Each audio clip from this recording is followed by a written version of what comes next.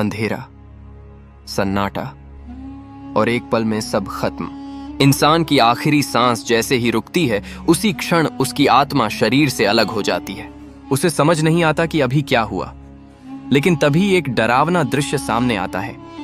यमदूत, काले, विशाल और कठोर रूप वाले यमदूत आत्मा को पकड़कर उसे लेकर चलते हैं एक अनजानी यात्रा पर।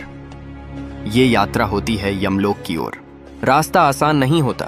कहा जाता है कि आत्मा को कठिन और पीड़ादायक मार्ग से गुजरना पड़ता है, जहां उसे अपने कर्मों की झलक मिलने लगती है।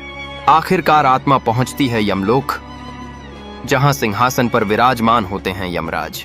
उनका चेहरा गंभीर, उनकी दृष्टि सब कुछ भेदने वाली। तभी सामने आते हैं चित्रगुप्त, जिनके पास हर इंसान के जीवन का पूरा हिसाब होता है। एक एक कर्म, एक एक सोच, सब कुछ दर्ज होता है। फिर शुरू होता है न्याय।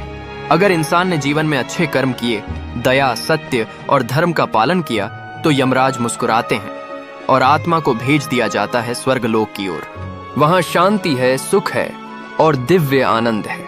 लेकिन अगर कर्म बुरे हों, दूसरों को दुख दिया हो, अधर्म किया हो, तो आत्मा को नरक की ओर जाना पड़ता है, जहां उसे अपने कर्मों की सजा भुगतनी पड़ती है।